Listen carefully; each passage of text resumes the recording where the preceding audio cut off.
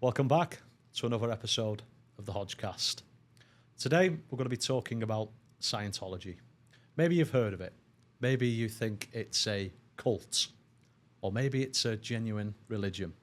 Well, today, I'm hoping to unpack that and as much as we can squeeze out of it with a conversation with Aaron Smith-Levin. Aaron, welcome to the show, man. Nice to finally meet you. I know, we've been planning this really for about 2 years. I was going to say, it's a couple of years. Back and forth, and then you was potentially going to come to the UK, and then something happened, and then, I'm currently out here doing a bit of a podcast tour. Yeah. And I thought, you know what, I'm going to be in Florida. Let's reach back out, and here we are. So I'm looking forward to this one, man. I suppose before we start, we're going to divulge into Scientology as a whole. But you've recently had, I think it's good to lay the foundations with the issues you've had recently, which will probably set up nicely for you unpacking Scientology. So take it away. Tell us what you've been up to the past few months. You mean the arrests? Yeah. I don't know. If you think it'll make more sense to start there, we can. But in order for that story to even make sense, maybe I should start a little bit earlier. Okay. You mind if I'll do a little bit of a intro on my history a little bit? So I was more or less born and raised in Scientology. Spent 30 years in Scientology. Started working for them full-time, like full-time, when I was 12 years old. Taken out of school, started working for them.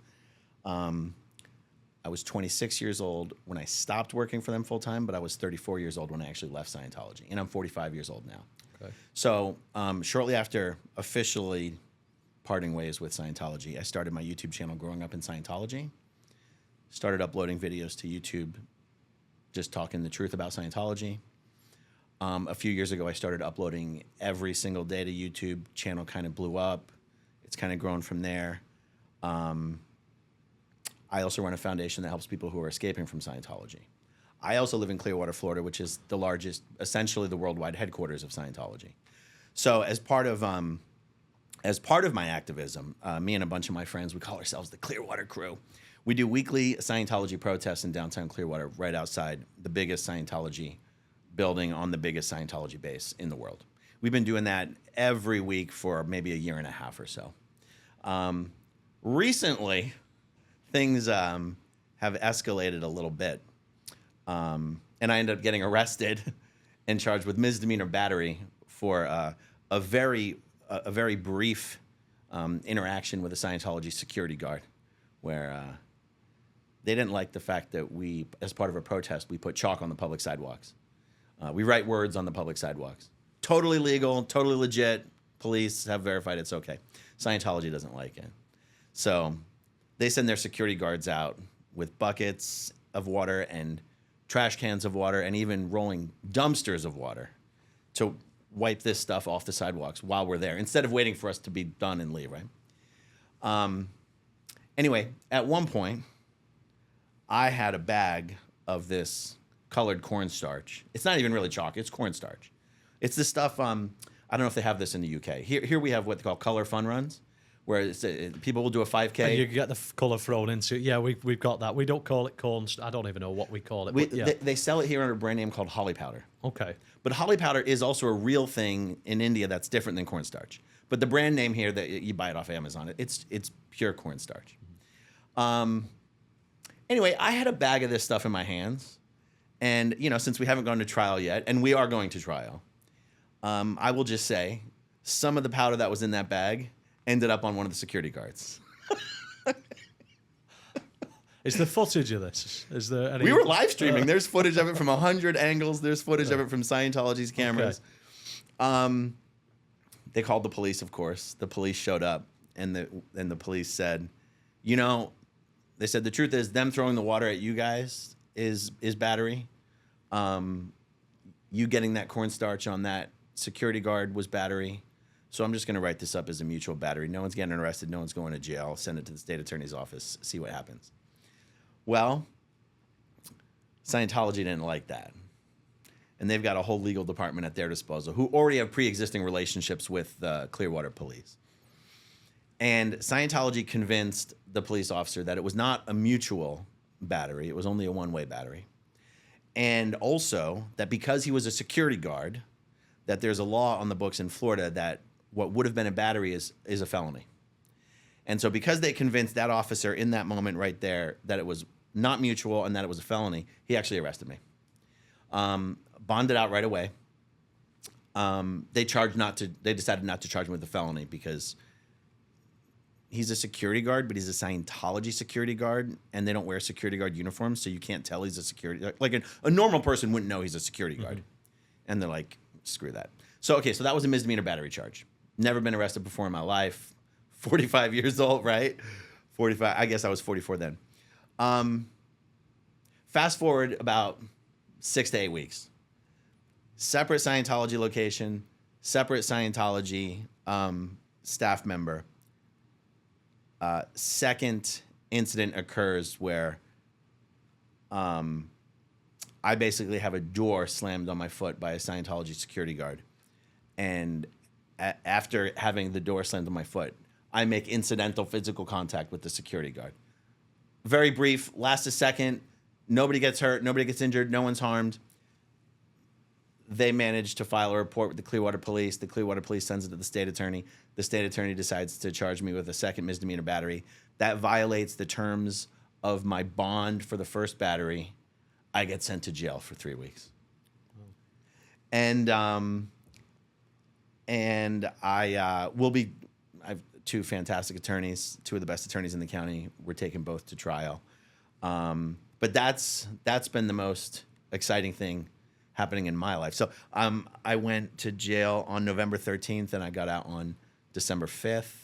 And yeah, that was a hell of an experience for someone who's never been arrested before. Yeah, I can imagine. 3 weeks as well. So how's it been since you've got out? Have you kind of been able to acclimatise back to normal, or? It's been hard reintegrating back into society. Yeah, yeah, I can imagine. No, it was the worst part. Honestly, the jail that I was in was probably the best jail you could possibly be in. It's the worst problem I had was boredom. It's not unsafe there. Okay. There's not even bars. There's not even cells. It's like it feels like I don't want to say summer camp because that's probably underselling it. But I joke with my kids. I was like, it's like going to rehab for social media addiction. It's like I'm addicted to my phone. How do I do this? Okay, you're gonna have to go to camp for 3 weeks. Just throw some chalk on the sidewalk. Yeah. Okay. Well, I wanted to get that out the way first because there'll be a common thread throughout this interview with kind of like how much clout Scientology has in certain aspects, and I suppose really, let's go straight back to the beginning because. I mean, on the flight over here, I was rereading Going Clear. Have you read that by Lawrence Wright? I haven't read the book, but I've seen the documentary. The documentary, yeah. So it's very similar. It just kind of unpacks more. And the life of L. Ron Hubbard, I just find absolutely fascinating. Like how this guy was who he was and then went on to create a religion. So it'd be rude not for me to not allow you to kind of take the stage here. Give us a little bit of an overview of L. Ron Hubbard and the origins of Scientology. Not the Xenu stuff, but like L. Ron Hubbard's origins. Well, I guess probably the most succinct and fair to Scientology explanation of it would be, in 1950, he wrote a book called Dianetics. And Dianetics came before Scientology. And Dianetics wasn't supposed to be a religion or a philosophy or anything. It was just supposed to be a mental health science. Now, I say the word supposed to be is doing a lot of heavy lifting there. Because if you actually read Dianetics, there's nothing remotely scientific about it. I've tried to read it 3 times. I can't do it. I find it unreadable. It's a tough read. It's a tough read. It does not hold my attention. I've interrupted you there. No. It's fine. But there's also like nothing remotely scientific about it. He just makes the most broad, sweeping, unsubstantiated claims. But essentially what Dianetics is sort of a one-on-one type of talk therapy that if you didn't know any better, might look like some form of analysis or whatever. So in Dianetics, and if I get too far into the weeds, just feel free to bring me back in. But the theory behind Dianetics and what L. Ron Hubbard put out there is that what's wrong with you and what's wrong with everyone is the reactive mind. And that's sort of his version of the Freudian subconscious, where he says the reactive mind is composed of these recordings of anything painful that's ever happened to you, right? Anything you've experienced that involved pain or unconsciousness, it has this recording in the reactive mind. And that recording reacts upon you later in time when it gets restimulated, but always in negative ways, can never be restimulated in positive ways. And that, this is a carryover from some earlier time in evolution when it served us in sort of a survival basis to avoid things that had caused us pain. But now all it does is hurt us. And the Dianetics process, the auditing process given in the book Dianetics, is the only way to get rid of the reactive mind. And if you get rid of your reactive mind, you will become a perfect analyzing, rational, computing machine with no illnesses and no neuroses and no anything. You'll just basically be this sort of kind of perfect person. And that's literally what Dianetics was. And it was quite popular when it was published for a few years. Hubbard made a lot of money on it. He sold a ton of books. He created a bunch of groups and organizations. And then it sort of fizzled out, and the whole thing kind of went bankrupt, and he lost his rights. I think a guy named Don Purcell ended up buying the rights to Dianetics. I think he even bought the rights to L. Ron Hubbard's name, if I'm not mistaken. By the way, the absolute best biography on all of this is called Barefaced Messiah by Russell Miller. Okay. Fantastic. Absolute fantastic book. Okay. I think Scientology the first Church of Scientology might have been created in 1954, just a few years later. So you hear a lot of stories about Scientology being created on a bet, or L. Ron Hubbard saying, if you really want to make money, start a religion, or someone making a bet. And that may or may not be true. It may or may not have been a joke. But I think it's worth at least noting that he didn't start out trying to create a religion. He started out trying to sell this mental health science book. And in that book, there's no mention of a spirit. There's no mention of past lives. Scientology calls a spirit a Thetan. There's no mention of any of that. And it wasn't intended to be religious. It was just intended to be mental health therapy. And there was no thought even given to anything prior to the current life. To me, what differentiates Dianetics and Scientology is the reference to an immortal spirit and reference to past lives. And in Dianetics, past lives weren't even possible. When he then jumped to, I'm trying to be as articulate and chronological about this as I can, but stop me if I'm failing on that. When I was in Scientology, the way I understood the progression from Dianetics to Scientology was that the more people started doing this Dianetics procedure, which in the procedure you're supposed to go as early in your current life memories as possible. But the earliest memory is supposed to be, conception or the womb, right? What I understood is that how it was presented to us in Scientology is that the more people worked on this Dianetics procedure, the more people were encountering memories from prior to conception. So in other words, past lives. And then Hubbard was like, let's research this more. And then that led him to discovering the spirit, which he called the Thetan. And then that led into, so essentially anything that involves past lives became Scientology. Because anything that entertained past lives became something that was dealing with a life source that was non-physical, because it had to transcend the life of the physical body, right? It had to predate the life of this physical body. And so, but these days, Dianetics and Scientology are one and the same. Is Dianetics considered the holy book for Scientology, like the same way the Bible or the Torah? I can understand why people might characterize it that way, but as an ex-Scientologist, I don't. I would say no. Okay. I would say no. There is no holy book.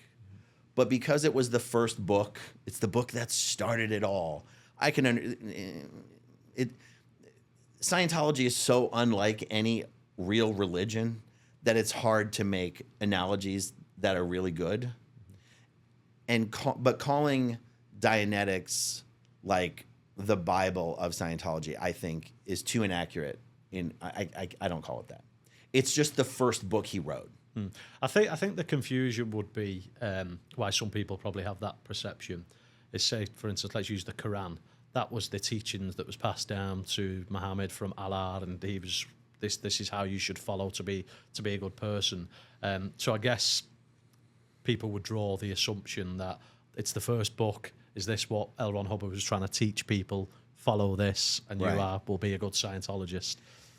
I mean, in a sense, the explanation or the description of it as that makes sense. But here's an anecdote that, for me, illustrates why I can never get down with that description. I worked for Scientology full-time at some of its highest levels from the age of 12 to 26. I never even read Dianetics until after I stopped working for Scientology. How could it possibly be their Bible? Yeah. No, exactly. That's why you're the A side of this conversation. I never even, because reading that book, Dianetics, has nothing to do with current modern day Scientology. And so that's why really even Scientology will just describe it as the book that started it all. Yeah. And you're like, yeah, that's pretty much all it is. The book that started it all. And just to put a fine point on that, even in modern day Scientology, the procedure given in what they call Book 1 Dianetics for how to achieve Scientology's state of clear, which means getting rid of your reactive mind, you cannot do that procedure in Scientology today and get rid of your reactive mind. Meaning they will not allow, like if you're doing that procedure and you're like, I got rid of my reactive mind, they'll be like, no, you didn't.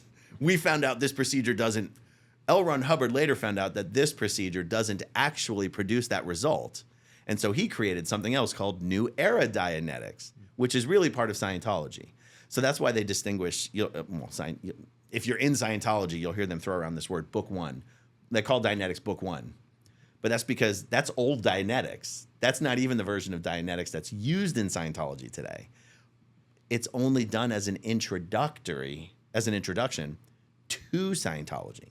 So you can still buy that book today. You can still do the little course on how to use that procedure today, but it's only to introduce you to the idea of Scientology and get you switched over to actual Scientology. By the way, we're just a stone's throw away from the Church of Scientology here in Tampa. Did you know that? Oh, wow. We are. Maybe I don't know what you're doing right after this, but maybe we'll drive by. Yeah, we could go take a look. Definitely. I've always wanted to see a Scientologist church. So like if you walked into that org, they call them orgs, organizations. If you walked into that org, they would sell you that book, Dianetics. They would even sell you the Dianetics seminar course, but that's just to introduce you to Scientology. Wow. Yeah. Okay. So, because I mean, if someone was describing Scientology to me and there was no notes, I had never heard of it, so I was living under a rock and someone was kind of outlining, unpacking what it is, it sounds more of like a self-help service. I agree. Or psychology service rather than a religion. I totally agree. And when you hear that it is a religion, it gets, obviously in the States, tax exemption. It's kind of mind-blowing, really. So, I suppose, open-ended question this, but how did it get religious status based on the fact that it comes across as a self-help service? Mm-hmm. And how has it continued to be labelled as a religion and protected as such? Yeah. The answer to that last half of that question just has to do with the nature of how our government is set up and the protection for churches here and how easy it is to get included underneath that banner of protection. Because, in the UK, Scientology does not have tax exemption. Exactly, yeah. One of the problems, I call it a problem, but most Americans probably call it a virtue. One of the problems here is that being considered a religion and having tax exemption is one and the same. It shouldn't be. Technically, the IRS doesn't decide what's a religion or not, but once they've given you tax exempt status, they've sort of made that decision. It's a weird little nuance that exists. Because I could give you a pretty good argument for why Scientology is, in the strictest sense of the word, a religion, but I do not believe they should have tax exempt status. And the problem is here it's one and the same. And so just for fun, in my opinion, if because for me, because I'm an ex-Scientologist, like, I don't mind talking about the ways in which someone who doesn't understand all of the abusive and fraudulent aspects of Scientology might argue that Scientology is a religion. I can make that argument. For me, though, what Scientology really is a family-destroying human trafficking cult. And yet I can still try to make the dispassionate argument for why it is, if you removed all the bad behavior and if you removed, the fraud aspect, why it's a religion. And I think the answer to that question is they do genuinely believe in the immortal spirit. They do genuinely believe that we are 60 trillion year old spiritual beings who are natively God-like in our power, our power, that we cannot die, and that Scientology procedures are the only thing that can restore us to our native spiritual God-like potential. That is a genuinely held belief. And so they believe in the spirit. Now, they don't believe in a God. And so, but this gets into an argument of, well, does a religion have to believe in a God? And here in the United States, the answer is no. And, I'm not an academic. I'm not a religious scholar. But if we define our terms as, you don't have to believe in a supreme being, but you do have to believe in something, some source of life greater than the physical, then Scientology meets that criteria. Now, should they have tax exemption? No. Is it an organization built on fraud? Yes. Is it built on fraud in a way totally distinct from anything someone could accuse the world's major religions of? Absolutely yes. And again, if I get too far off into the weeds, please pull me back. This is good. So let's take Christianity, for example. There can be all sorts of arguments over, Catholic Church versus Protestant churches versus mega pastors and, abuse of children and all this kind of stuff. But at the end of the day, Christians genuinely believe in heaven, and they genuinely believe that Jesus Christ was the Son of God, and they genuinely and generally believe that your salvation depends on accepting Christ. And no matter how abusive any particular Christian organization may or may not be, they do have that genuine belief that is not based on fraud. It is based on faith. They have a faith about Christ and heaven, right? Christ and God in heaven. Scientology is different than that. Scientologists do genuinely have a faith in what L. Ron Hubbard said Scientology can deliver. But David Miscavige and a handful of people run the organization, and they know that's a lie. Because Scientology is based on these levels, right? And Scientology is a pay-to-play system. You pay and you do a level, you pay and you do a level, you pay and do a level. And Scientology only has so many levels. It goes up to operating Thetan level 8. And thousands and thousands and thousands of people have done up to that level, including some internet famous people like Grant Cardone and his wife Elena. Anyone who's done these levels know you are nothing even remotely close to what L. Ron Hubbard promised after you finished that level. And the way Scientologists deal with this reality is L. Ron Hubbard said that before he died, he completed researching and compiling a whole bunch of upper levels that have never been released. Even on Scientology's own chart, the levels go up to 15. David Miscavige, since the day L. Ron Hubbard died, has been telling everyone that OT 9 to 15 are just sitting there in the vault ready to be released as soon as Scientology is big enough in order to justify their release. That is a lie. And this is one of the things that started coming out back in 2009 when a bunch of high-level executives who used to know and work with L. Ron Hubbard started leaving Scientology and started speaking up publicly for the first time. A handful of these executives revealed they went through every scrap of paper L. Ron Hubbard left behind after he died, and there is nothing, not one scrap of paper detailing what is supposed to be on these upper confidential levels. And therefore, Scientology is literally a fraud. Because you could sit down and you could go do a bunch of Scientology courses and you could go get a bunch of Scientology auditing and you could say, that really helped me. Grant Cardone will tell you, Scientology saved my life. Scientology changed my life. He could believe that. Mm-hmm. So I can't call that fraud. But L. Ron Hubbard and David Miscavige and the Church of Scientology is actively committing fraud on all of its members by telling them for the last 40 years that these upper confidential unreleased levels exist. you can do them, you will be able to do them in the future, that's a lie. And so that for me, so we've touched on how could Scientology be called a religion? The tax-exempt status is sort of another issue we didn't specifically touch on. But so I've made the argument for how it could, strictly speaking, be called a religion, but how it is also actually a complete fraud in a way that's different than how some people might criticize the world's major religions. Some people might go, all religion is a fraud. And you go, yeah, but at least Christians say it's faith. Like, that's not a lie. I have faith in Jesus. Okay, well, you're not lying about that. But David Miscavige is lying when he tells Scientologists, these upper levels exist, you will be able to do them, and they will bring you the powers that L. Ron Hubbard said they will bring you.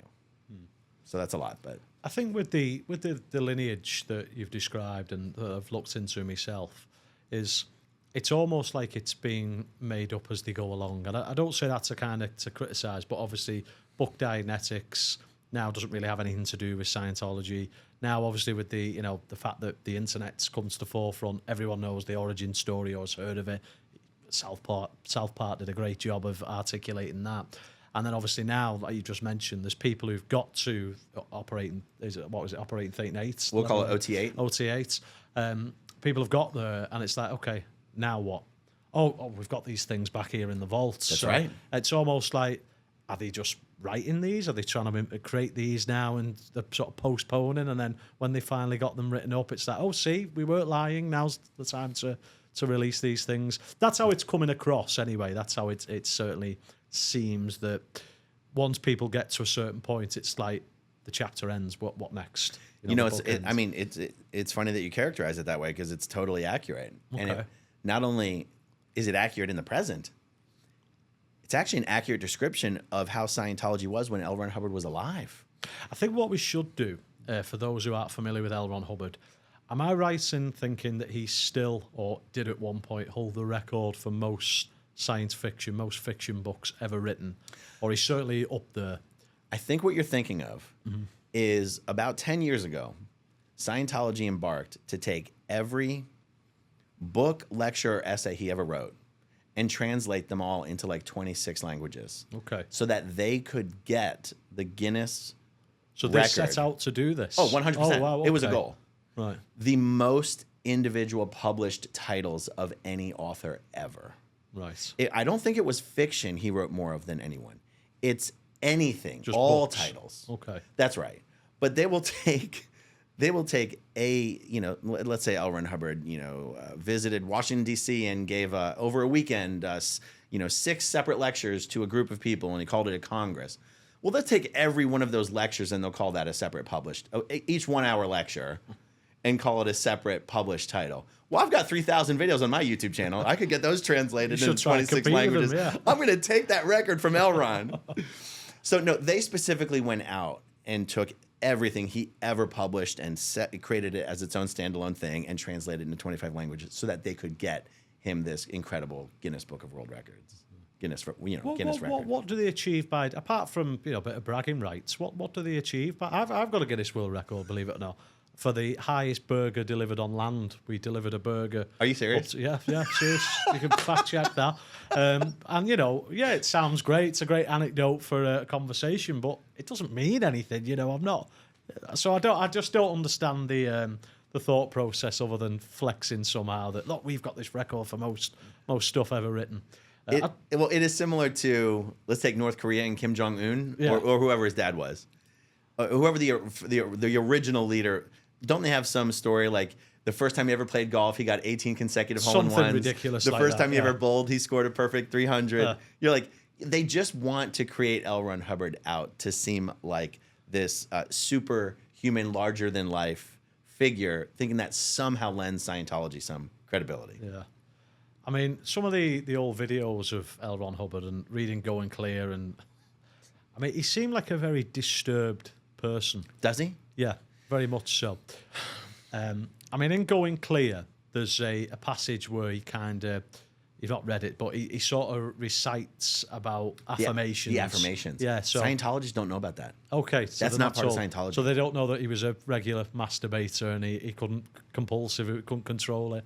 They might assume. Spoiler alert, guys. Yeah.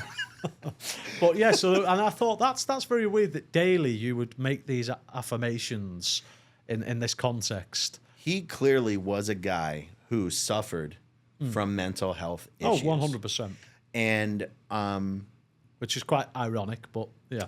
And I've heard Dianetics and Scientology sort of described as L. Ron Hubbard's effort to figure out how to fix what was wrong with him. And in the process of doing that, just deciding that if it was wrong with him, it was wrong with everyone. Mm-hmm. And he just turned it into this thing where he's here to solve the world's problems, but he's using himself as the guinea pig, or whatever. But, even after, because he was in the Navy, right? He did a stint in the Navy. Even if you go through his Navy records, which is done in that book, Barefaced Messiah by Russell Miller, he was asking for psychiatric help before he ever did anything with Dianetics. And it's kind of ironic because Scientology is so vehemently against psychiatry or any forms of mental health therapy outside of Scientology. It's ridiculous. So Scientologists definitely do not know that L. Ron Hubbard was asking for psychiatric help. And there was something else you mentioned there that triggered a memory I wanted to share with you. But repeat, what was the last thing you said? So with the affirmations... the affirmations. Scientologists don't know anything about that. Okay. And those are crazy. Yeah. There's a big long list, so obviously I don't have them to hand, but anyone who's read Going Clear, or if you want to know more about Scientology, I'd recommend that, or what's the name of the book you recommended? Barefaced Messiah. Barefaced Messiah. And the affirmations mentioned in that as well? Yes. Yeah. So it's worth looking into because it gives you an understanding of the psyche of this man and the fact that this guy went on to start a religion. I mean, how I interpreted it was because he was churning out so much, for lack of a better phrasing, content, with the novels that he was writing. I think it probably did mess with him psychologically, where it got to the point because would it be fair to say that L. Ron Hubbard genuinely believed what he was saying was accurate? I believe that he believed it. Okay. But I also believe that he knew he was selling it with lies. Right, okay. So, do I believe that he thought Dianetics was a form of mental health therapy that was largely helpful to a lot of people? I believe that. Do I believe he ever thought that Dianetics would cause you to no longer have to use your glasses? Or, it kind of like the Jesus thing, like, making the lame walk and the blind see. He describes Dianetics in Dianetics as being able to accomplish that. I don't believe he believed that. No. I hope I'm not sounding like I'm contradicting myself. I think he was the kind of guy, because I know other people like this, who couldn't possibly tell you a story about something that really happened without lying about it to make it sound even more incredible. I didn't read Barefaced Messiah until after I left Scientology, but I'd heard about the book when I was in Scientology, and I expected it just to be an absolute, I don't know what the word would be, just shitting on L. Ron Hubbard in every way possible. I just thought it was just going to slam him, just a total slam. As an ex-Scientologist, I was impressed at how incredibly fair the book was to him, and how incredible L. Ron Hubbard's life was if he wasn't a lying con man. Mm-hmm. Like, he was a liar and a con man his whole life, and yet his life was incredible nonetheless. So he could have told fantastic stories about the stuff that really happened, but because he's like a degenerate liar and a con man, he's always spinning. He's always exaggerating. He's always selling some larger than life version of himself. And so I guess that matches up with what I'm saying. Like, I believe he thought Dianetics was valuable and helpful, and yet he sold it in a way that was completely fraudulent. I think he thought, oh, no, in order for me to get this out to as many people as possible, I have to lie about it. I don't know. We could get into a discussion about is all marketing essentially on some level lying, right? Yeah. He's the ultimate, marketer, but taking it way too far to lies and fraud. Mm-hmm. Okay, that was because you asked me, do I believe he believed it? By the end of his life, I know he believed it. Mm-hmm. So we could, argue the gaps of okay, but did he come up with a lie and then convince himself of that lie? Mm-hmm. Totally possible. Mm-hmm. But the fundamental question of, did L. Ron Hubbard believe his own bullshit? The answer is yes. because all these upper confidential levels where you're telepathically communicating with the alien spirits that are stuck to your body, he did that on himself. I was going to say, the latter part of his life, he was convinced a new Thetan. Is that right? A new being? That's right. Well, because you've read the book, then you know the story. This guy that was one of the very few people that was with L. Ron Hubbard at the end of his life, named Sarge. Sarge was his nickname, I believe. He was like L. Ron Hubbard's one of his groundskeepers. He like handled all of L. Ron Hubbard's physical. He could fix anything. And Scientology uses this device called an e-meter in its auditing sessions. And L. Ron Hubbard had already long since finished the Scientology levels where you should have already gotten rid of all the spirits that are stuck to you. But he kept finding more spirits stuck to him. This is according to Sarge. And he became sort of obsessed with the idea that he had failed. He himself, as the creator of all of this, had somehow failed because he hadn't figured out how to permanently keep these spirits from getting stuck to him. And it was sort of ruining his life. And so he asked Sarge to build this high voltage version of the e-meter that Hubbard could pick up the cans and it would deliver a shock to him strong enough to blast the spirits off of his body, but kill the body so that he could leave his body free without the spirits following him. And you go, that's a man who believed his own bullshit right there. Yeah. And that's what he's doing when he's off into seclusion. He's not doing this to perform for people. He was off in seclusion for the last 6 years of his life, hiding from the authorities. Scientologists believe he was going off into seclusion because that's what was necessary in order to finish the research on these delicate, powerful, confidential upper levels. But really, the guy's lost his freaking mind. He's obsessed with telepathically communicating with alien spirits that he believes are stuck to him. I mean, that's a lunatic. When you articulate it like that. But yeah, I mean, this is the thing. So, I mean, I'm agnostic. I'm not religious, and I find that there's sort of loopholes in quite a lot of religions. But I understand the fundamentals of why it's there. I always use this analogy of it's a tool to give you gratification, to give you a purpose and meaning. So, for instance, you could have a tool like a knife, let's say. You can cut up some food, make yourself a nice salad, or you can go kill someone with that knife. It's a tool how you choose to use it. And for me, if religion's used in the correct way, as a faith, as a structure, even Scientology, I'm sure there's a lot of people who have genuinely benefited from it. That's all well and good. But when you look at the life of L. Ron Hubbard, and this guy is essentially the messiah of that religion, he's the founder. And as you've just touched on, in the latter part of his life, he was clearly mentally unstable. I think that's not bold to say that. It kind of just begs the question, why is this still, why do people still practice this? Why do people still put L. Ron Hubbard in such high regard? Is it just a form of brainwashing, or is it just they don't know anything different? But Scientologists don't know anything I just told you. They don't have it. So none of that is. So what's the ruling with Scientology with the internet? Because surely they are not allowed to read anything critical of Scientology on the internet. Right. And back in the 90s, Scientology actually handed out a little disc. Back in the CD-ROM age, they handed out a disc to all Scientologists to install on their computers. That was basically a net nanny. How is this enforced, though? How surely Scientologists want to comply. Okay. Right. Because Scientologists want to follow the rules. They want to be good little Scientologists. They want to be allowed to continue up Scientology's bridge to total freedom.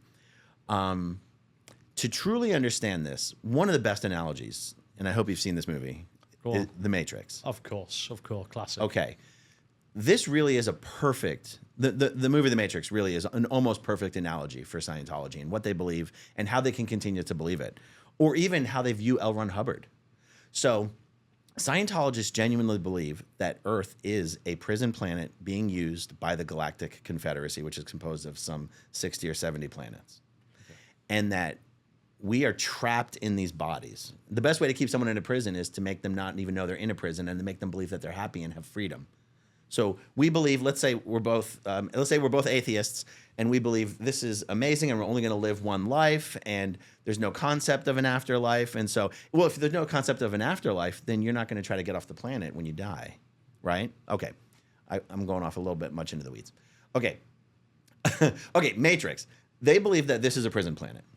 Okay, so in the movie The Matrix, everyone's being enslaved by the robots in these pods to harness their bodies for energy. Scientologists don't believe we're being harnessed for energy, but they believe in a similar of like, we don't know we're in a prison. In the Matrix, those people that are plugged into the Matrix don't know they're plugged into the Matrix. Okay. So in the movie The Matrix, Morpheus is sort of the leader of the group that's unplugging everyone from the Matrix. But they don't think Morpheus is a god, right? Mm-hmm. That's how they view L. Ron Hubbard. They do not view L. Ron Hubbard as a supreme being or a god. They just view him as somewhat smarter than everyone else, that he figured out what procedures would allow us to wake up enough spiritually to free ourselves from this prison so that we can then help free everyone else. But they've convinced themselves they don't actually worship him. Okay. They don't consider him a god. He doesn't even try to explain how he was able to figure all this shit out, even though no one else was. He doesn't even explain it. He just goes, we won't speculate about that. He literally says that. Key bit of information. We will not speculate how I came to rise above the bank, which is what he called the reactive mind. You're like, I think we should speculate about that. Okay. Yeah. Now, so not only is that, the reason that explains why Scientologists can keep believing is because L. Ron Hubbard doesn't have to be a god to them. And even if Scientologists, for example, don't even realize L. Ron Hubbard was married 3 times. They think he was just married once. But if they found out he was married 3 times, they wouldn't be like, oh shit, I guess I'm leaving Scientology. They'd be like, all right, I've been married 3 times as well. Who gives a shit? Because he never said he was anything more than just one of us. It's just that he figured it all out before everyone else did. So I'll give you an example. You talk about all the fiction that he wrote. And people, I've even heard this on the Joe Rogan podcast. They'd be like, Joe would be like, you know that guy never wrote a second draft? Well, that's not true. Everyone writes a second draft. But there's this rumor, there's this, or whatever, this lore, this myth, that L. Ron Hubbard would just sit down and from beginning to end write a complete story and nothing. That rumor, that tale exists. Scientologists believe that tale. Okay. But they believe it's because he wasn't writing fiction. He remembers all of his 60 trillion years. He was just writing from his memories. You've done anything you could write in a book, you've done in real life. And the reason he doesn't have to do character development or plot twists, he's just writing from his memories. Of course you don't have to do a second draft. No, I hadn't looked at it like that. But yeah, the second draft comments. Yeah, because I mean, it's just... I mean, I'm trying to be as respectful as I can because, as I say, I understand that a lot of people do get genuine, help and stimulation from being involved in Scientology, but it's just hard when, and I understand because they're not if they're not allowed to look into the life of L. Ron Hubbard, or they're only drip fed bits of information. I can see why they probably wouldn't have this opinion. I suspect me and you are mutual on. What we should probably go into is, we touched on the E-meters and going clear and the stages, but for maybe some of the listeners who aren't familiar with how they work, do you want to just describe what going clear is and how you progress through Scientology? Oh, like what it means to go clear? Mm-hmm. Oh, sure. So, I mean, in Scientology, going clear just means getting rid of your reactive mind. Mm-hmm. And it really is just a procedure of recalling moments of pain and unconsciousness, going through the incident, recalling it in detail over and over and over until you feel like it disappears, and finding earlier similar incidents that something like that has occurred until you're basically trying to erase all the recordings of these negative incidents. It's not exciting. It's not sexy. It's not even interesting. It's just time consuming. But before we continue down this path of description, can I continue one other thing that I was... Fire away. Because I realized we were talking about why is it that Scientologists would comply with something like being given a disc to censor their own internet traffic. Yeah. And why is it that they would all be so dedicated to, I'll do anything I need to do, I'll do anything you want me to do in order for me to be allowed to continue to go up Scientology's bridge to total freedom. Because they truly, honest to God, believe that we are all stuck in the Matrix. We are all stuck on this prison planet, and only Scientology can unplug you from the Matrix. of this prison planet in the Galactic Confederacy, and only Scientology can allow you to regain or to cure the amnesia that you have of your past 60 trillion years. And that anything you could ever do in this lifetime, you've already done in billions of other lifetimes. You've been president, you've been king, you've been queen, you've been CEO, you've been a slave. There's nothing you could ever do in this lifetime that you haven't done a million times before, except Scientology. And so they truly believe nothing in life is more important than Scientology. Not your kids, not your parents, not your job, not your 401k, not your house, not your retirement, nothing. And that is how they get Scientologists to turn over so much money, go into debt, disconnect from their family. And I just love the Matrix analogy. Because once you're unplugged from the Matrix, in the movie, you've got to go, Jesus, like ignorance was bliss being plugged into the Matrix, but it's also being a slave. And so am I willing to sacrifice everything for actual freedom, even though freedom might be more uncomfortable? That's exactly how Scientologists think. And that's why they will do anything Scientology asks of them. So, and that was all just like, because we were talking about the net nanny stuff. How do Scientologists not learn about this stuff on the internet? They don't want to learn. They don't want to find out about this, because when someone finds out that they looked, someone finds out that they know, now they've got to go in for an interview with the ethics officer. Now they've got to get an interrogation. That stuff costs money. Now their standing and status within the organization is in jeopardy. Their status with their friends and their family is in jeopardy. And that is not worth it to Scientologists who truly believe. So they'd rather just comply to avoid absolutely all the things. Because I mean, some of the stories, and obviously your YouTube channel, I was having a look at some of the older videos. I mean, you've and other ex-Scientologists, I mean, they've made your life hell. They've tried, and I guess you could say they've succeeded. I guess I like to think they haven't succeeded. Well, of course. But someone else looking in might be like, they've succeeded. Yeah. But you know, I look at some. I mean, we'll pivot back to the going clear and the stages in a moment. But I mean, yeah, just to segue from what you've just pointed out, that Scientologists truly believe this is accurate. Whatever Scientology, the church say, that's what we've got to do. Yeah. I don't want to look at all this noise over here. I'm too dedicated to my belief system. But then those who steer away, and I get not all former Scientologists are probably doing what you're doing and kind of exposing these things, but they still become, is it a suppressive person? Is that their title? Yeah, you're one now, by the way. Well, am I? Oh, you are now. I look forward to the comment section. It's on contagious. This video. But yeah, so I think it's a case of they really do kind of, once you've sort of been a part of this, I think this is where the stigma of the word cult comes from, because it's sort of, once you've been a part of this thing, you choose to leave, it then becomes a problem for you, and if you speak out about it, that's becomes right. an even bigger problem. That's right. I mean, could you imagine a Christian or leaving their church, speaking out against abuse in the church, and the church creates a website where they interview all of their former friends, family members, and coworkers, and accuse them of the most horrific things and tweet about them all day long? Like, you'd be like, no, come on. No church is going to do that. Is that website still going? AaronSmith-Levin.com. Okay. Everyone should go look at it. Yeah. We'll put that in the description. Everyone should go look at it. It's funny. So Scientology will usually buy a website. Who is AaronSmith-Levin.com? That's what they do for their ex-members. Who is Leah Remini? Who is, whatever. And I was like, I'm going to get ahead of him on this one. And so I bought Who is AaronSmith-Levin.com. I was so stupid. I didn't buy AaronSmith-Levin.com. No. And they're like, thank you, we'll take that one. Yes. So AaronSmith-Levin.com is a hate website that was created on me. Every single person who participated in Leah Remini's Scientology and the Aftermath TV show got their website. And what's crazy, like, these websites, it's true for me, but it was true for every other person as well. My website went live the night my episode of her TV show aired, which means they'd already prepared these websites on everyone they thought might be participating because of course in this show. They're renowned for private investigators, so they probably knew you was taking part in the show before I guess you took part. I'm sure they had insiders in the studio and all that kind of stuff. Yeah.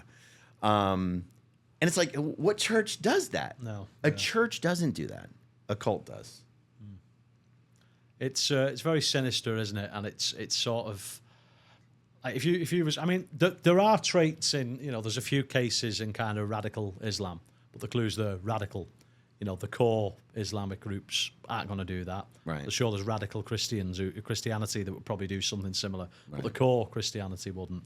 But you don't really have radical Scientologists. It all seems very radical. So, that's what I was going to say. There's no, and maybe it's because Scientology hasn't been around long enough to have these different, like, versions of it. They're just all in with the radicals. All Scientology is fundamentalist Scientology. Yeah. And yet, of course, there's still people that have different experiences. So, like, if you're a celebrity and you come in and you're in Scientology for a few years, your experience is going to be nothing like someone who works for the Sea organization and signed a billion-year contract. You know, you're still going to have different experiences. But true Scientology is fundamentalist Scientology. Mm-hmm. Yeah. Interesting. Well, that was what I was going to ask you when we go back onto the stages. So let's say, for instance, disclaimer, I'm not, by the way, but let's say I wanted to join Scientology today. Hey, we're a few blocks away. Well, who knows? Maybe they'll convince me. But if I was to join, what's sort of like the process? I've not got wealth. I'm not a celebrity. I can't invest a load of money straight off the bat. Chances are I'm probably not going to be that valuable to the church in the same way a Tom Cruise or John Travolta would be. How would I go about, what would talk us through kind of like the very, very fundamentals all the way up? You're going to walk in the door, you're going to say, hey, I heard about Scientology online. I'm curious. They're going to be like, take our personality test. It's a 200 question. They're going to sit you down. You're going to fill out the little 200 questionnaire thing. They're going to run it through their little software. It's going to churn out a little graph with all your different personality traits and where you score from plus 100 to minus 100. And this thing is nothing but a sales tool. There's nothing scientific about this test in any way, shape, or form. It's not they call it the Oxford Capacity Analysis Test. Oh, wow. That was deliberate back in the day just to make it seem like it had something to do with Oxford. And then an introductory services registrar will sit you down and do your test evaluation. And they'll say, this is not what we think of you. This is what you think of you. Like it says here that you have trouble with this. And then all they're doing is trying to get you to talk to them. All they're trying to do is to get you to talk about yourself until they can find something that you feel is ruining your life. And they call it finding your ruin. And they call it ruining someone. And it's part of the sales process. And they just want to sell you an introductory course. Like anything they can sell you to get you started, that's what they're going to do. It'll usually have something to do with communication or problems in life or suppression or something like this.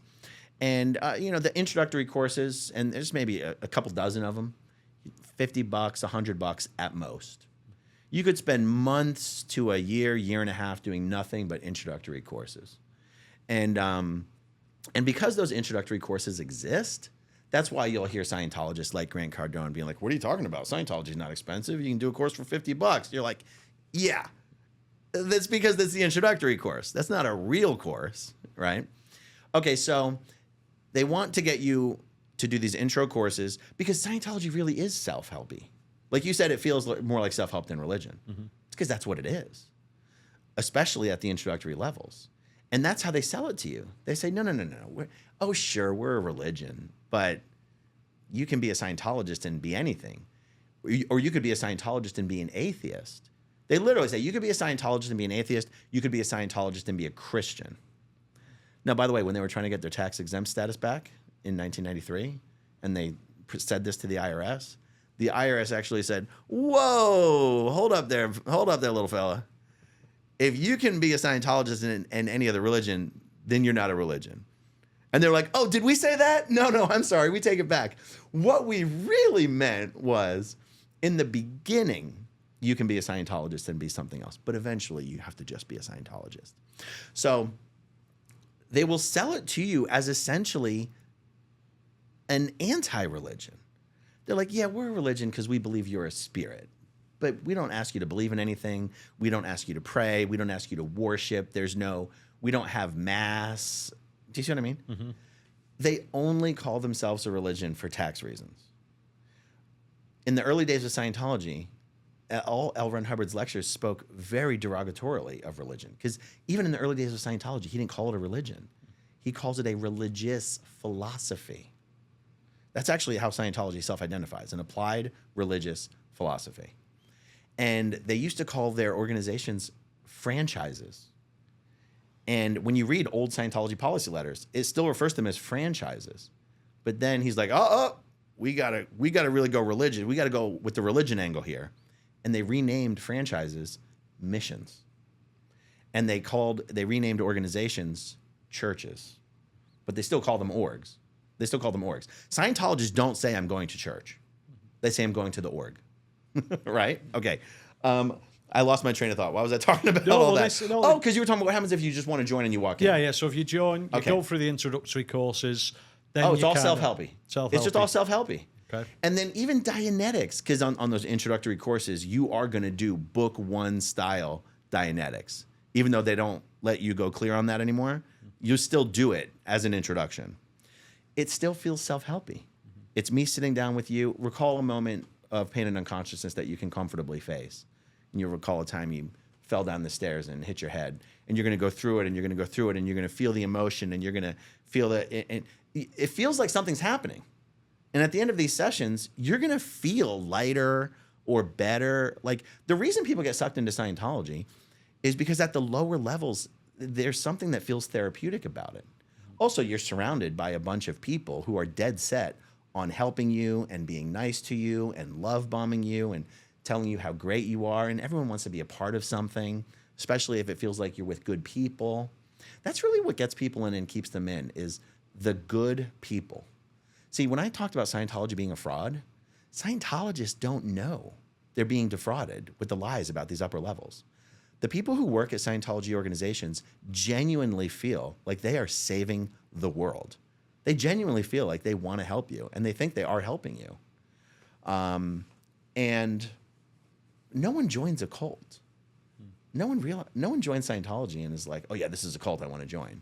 They usually walk in, if they end up joining, and Scientology is a really hard time recruiting people these days. They're rapidly losing members. But usually if they were to successfully get someone, it's someone who's walking in being like, I heard this was a cult, I want to find out more. And they're convinced by interacting with these, happy, attractive, well-meaning people, oh, the internet's wrong about you guys. This isn't really a cult. I'll take that communications course. Everyone struggles with communication to some degree or another. So you take a communication course and you're like, wow, this helped me. You're like, yeah, any communication course would have helped you. It didn't have to be a Scientology communication course, right? But then it becomes, oh, well, if Scientology can help me with this thing, what else can they help me with? Or if L. Ron Hubbard did this thing that was good, what else did L. Ron Hubbard do that was good? And well, that's how it would look if you joined Scientology right off the street. So you go through the process of this introductory courses. Once you're, let's say, so at that stage, what are you? Are you even on the bridge at that point? Or? Nope, you're not even on the bridge. So what happens after you've done the introductory? The first major step on the bridge is the purification rundown, and that's the sauna sweat out program, and that is supposed to set you up to be clear-minded enough, clear like normal definition of clear, not Scientology definition of clear, clear-minded enough to be able to benefit as much as possible from Scientology auditing. And really, it's just a sauna detoxification program. L. Ron Hubbard has his explanation for why he thinks this works. It's totally against the science. He believes that all of the toxins in the environment are stored in the fatty cells of your body, and by drinking oil and eating lecithin and sitting in a sauna for 5 hours a day for a month, you purge your body of toxins. Believe it or not, that's the first major step on Scientology's bridge. It's $2,500 for the sauna program. Oh. Yeah.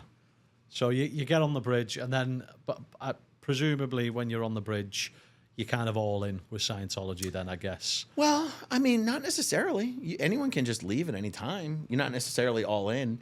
As someone, usually what happens... I only asked that because if I was paying $25,000 or $100, I'd want to feel like I want to get my money's worth out of this now. So that's a great point. Mm-hmm.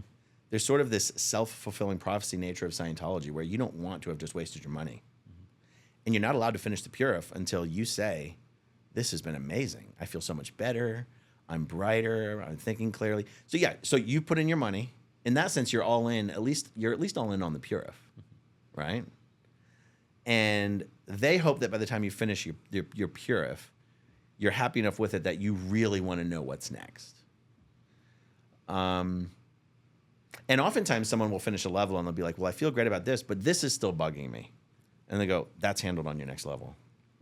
So there's a lot of this reverse psychology aspects. I take it a lot of people that join Scientology, apart from those who were born into it, like yourself, is it kind of sort of preying on vulnerabilities? Someone goes, they've got issues with money, they've maybe just come out of a relationship, and Scientology is able to fill that void. Well, it's interesting. I hesitate to characterize it that way, although others might, and here's why. How would they know who? Like, to me, the phrase "preying on the vulnerable" makes it seem like you're actively seeking them out. But Scientology has no way of knowing if someone just got out of a relationship or whatever, right? So it might be Scientology accepts all comers. It might be the ones who stick with it or give it a shot are perhaps the ones who are feeling more vulnerable. But I can tell you that the way Scientology would look at it is, no, the ones who stick around are the ones who are actually interested in improving themselves, and that's the opposite of vulnerable, right? Now, maybe you have to be vulnerable to acknowledge accept that something's wrong with you, that you want to improve. But they would argue that it's not preying on the vulnerable if you're helping someone who's seeking to improve themselves. And so I guess I'm just trying to be as fair as possible. Like, I don't think Scientology is going around chasing down vulnerable people, trying to convince them that this will help you. Yeah, I suppose maybe I didn't unpack that. I don't think they're going around doing that neither. I think it's just by having those introductory conversations, and then maybe if something gets highlighted that is a vulnerability, they can be like, right, okay, we've got an in now. This person potentially is more inclined that's certainly to join. true. I mean, that's certainly true. I mean, that's really what they're doing in their first interview with a brand new public, which, by the way, they call raw meat. These are the words that Aaron Hubbard uses. The terminology is just insane. Thetan, raw meat, suppressive person. This is the words. This was not a religious activity. I mean, this was a money-making activity. And there's fair game as well. That's another fair one, isn't game, it? Yeah. Is that where you're a suppressive person, or if you're trying to ridicule Scientology in some capacity? You're an SP. Oh, and as a British citizen, you'll love this one. You know what they call non-Scientologists? Oh, go on. Wogs. Okay. Yeah, you won't get away with that over in the UK. So, but they do in the UK. Oh, do it really? Now, look, as an American, I didn't know that was a slur. Yeah. I never knew that was a slur until after I left Scientology. And they say they're okay to say that in the UK? This is one of the most common words in Scientology, is the word wog. Wow. So, like, if I'm working at a Scientology org and I'm not making enough money to pay my bills, I got to go get a regular job. You want to know what they call the regular job? My wog job. Or if a staff member's like, hey, I got a new girlfriend, be like, is she a wog? Okay.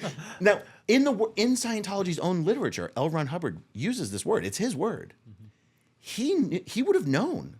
Mm-hmm. He traveled all over the world. I was going to say, he would have known this was a slur. Mm. It's a slur in Australia. It's a slur in the UK. I think it's a slur in Europe. Wait, no. It's some places in Europe it will be. And he adopted this word. And so, yeah, you got raw meat, you got wogs. Right? Again, it ties into what I said, there's this sort of making it up as you go along, which seems to be a common thing with L. Ron Hubbard. He was absolutely making it up as he went along. Yeah. I mentioned earlier that even as when he was still alive, he would travel all over the U.S. and the Commonwealth, giving lecture series to Scientologists. And these all been recorded, and so you can buy them now, and all Scientologists listen to them now. But when you listen to his whole chronological series of lectures, he's constantly saying, oh, yeah, that thing that we thought worked, it doesn't work. I've created something new. Mm. Constantly.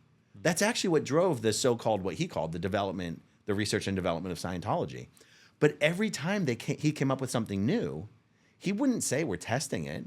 He'd say, we figured it out. Mm-hmm. This is it. This fixes it. He's constantly overselling and misrepresenting the thing he has to offer, the thing he's pitching. And he's constantly having to backtrack and say, oh, we got it wrong. It's like, who's we, mother? That was, you got it wrong. Yeah. Right? and it was all in the name of Scientology. Oh yeah, well, they've put me in this direction now. That wasn't working, so we now got this. That's right. Yeah, I mean, again, it ties into, because that to me is just constant contradictions on L. Ron Hubbard's part, and again, it's sort of the rational thought. Maybe it's easy for me to say because I'm not a Scientologist, but the rational thought would be you can only contradict yourself so many times to the point, hang on, something's not right here. I don't think this is all what it's cracked up to be. I've also spent a shit ton of cash to get to wherever, and I don't feel as though I'm benefiting from it. Yeah. So surely there must be, because I don't want to discredit people's intellects. I'm sure there's a lot of intelligent Scientologists out there.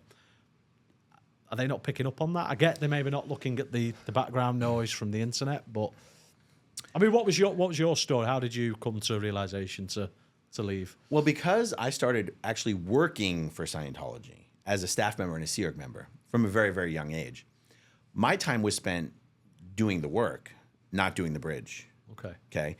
So my job was spent running the course rooms and running the courses and training Scientology auditors. But the way Scientology is set up, you can do all of that without actually doing the bridge yourself. So I didn't learn what the confidential levels of Scientology were until after I left. Wow. And I was shocked. Yeah. And then I had an opportunity to then interview other ex-Scientologists who had done all those levels when they were in Scientology. And I remember being like, you got it. Is this for real? And they're like, yeah. And I was just as dumbfounded as someone would have been who'd never been a Scientologist. I'm like, how did you convince yourself that this was legit? And almost one for one, they'd be like, I didn't think it was legit. I just was trying to get through the level, and then I was trying to get through the next level and the next level, and hoping that I would eventually get to a level that I was like, finally, it makes sense, and I feel good about it. So it was almost like a challenge that they wanted to accomplish rather than faith. Okay, and I think, they say the proof is in the pudding, and I think the pudding here is the fact that Scientology is rapidly shrinking. And so you might go, how can anyone fall for this? How can anyone stay in this? How can anyone believe this?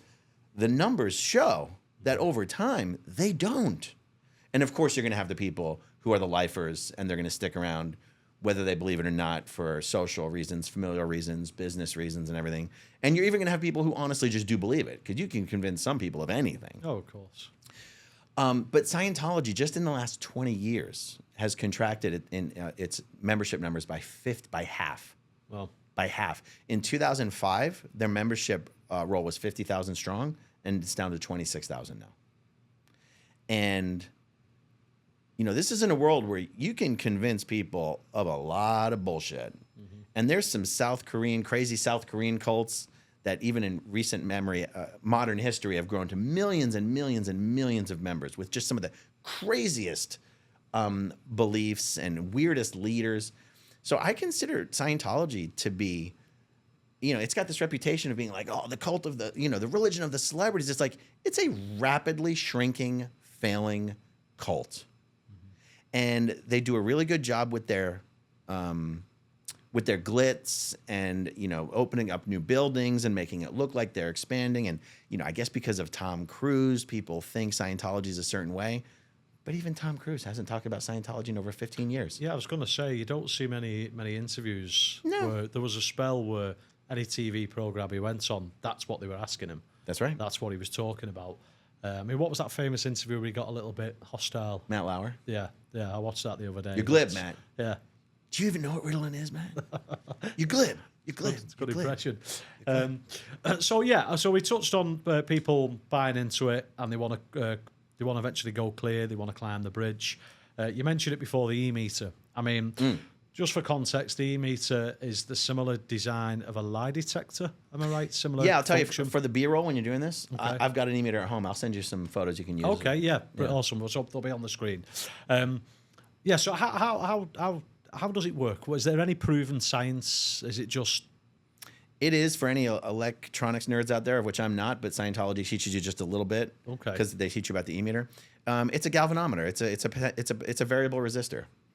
It just measures the change of the resistance to a small electrical flow through your body. So there is a legitimacy in that. There's a battery in there. Okay. Yeah. there's a legitimacy in that it's measuring a physical thing. Mm-hmm. The illegitimacy is L. Ron Hubbard tells you how and what it's measuring and how and why it changes. Mm-hmm. That's all bullshit. But it does really, you can hook an e-meter up to something that's not a body. See, you hook it up to a body and you've got some problems. Like your body's things are always changing and your grip and how you're holding the cans is always changing. But you could hook an e-meter up to like, actual metals or something of different resistances, not metals, it's not like, I'm getting my terms mixed up here. Yeah, you can hook it up to something that's got some frequency to it. It's an electrical resistance measuring machine. And it's used to guide the auditing session. Mm-hmm. So if you're holding the cans, and I am a trained auditor, if you're holding the cans, first auditing session, go easy on me. And we'll just do some made up stuff. And I'm like, do you have an upset? I'm looking for the meter to tell me if you have an upset. I'm not looking for you to tell me you have an upset. But once the e-meter tells me that you do, I now ask you to tell me what it is. And so what if sort of like hypothetical here, but what if I'm holding the e-meter, you've asked me something, I genuinely haven't got an upset, but it's read that I have. You just continue to probe that? My goal is to help you find it. Okay. Or check if it was a false read on the e-meter. There is an escape hatch. All right. Okay. I was just there for hours trying to get something out of me that doesn't exist. The escape hatch only exists if the auditing is being done for good reasons. Okay. But if the auditing is being done for the purposes of interrogation and you're in trouble, there's no escape hatch. So if I'm like, have you done something you don't want me to find out about? And the e-meter reads, we're not giving up until you give me something. So that could be a long ass session. It can be a long ass session. Yeah, the e-meter is it's used as an interrogation device. Now, of course, that's if the session is for the purposes of an interrogation. But it's a very effective interrogation device because it's not me saying you're hiding something. It's the meter saying it, right? And again, you can always find something to answer the question. Yeah. So again, it's that psychological reverse psychology. There's a common thread here, definitely. Okay, so the e-meters, you use that to eventually go clear, climb the bridge. What's the operating Thetans stages? So, in order to answer that question really well, I'm going to explain how going clear, how does going clear relate to these operating Thetan levels. Mm-hmm. And this also explains with a little bit more clarity, what I was talking about earlier when I said there's book 1 Dianetics, but then there's modern Dianetics, which they call New Era Dianetics. And I know it seems like I'm taking a big step back, but I'm really not. This is going to be fast. What book 1 Dianetics has in common with New Era Dianetics is the purpose is still to locate and erase moments of pain and unconsciousness, which L. Ron Hubbard calls Engrams.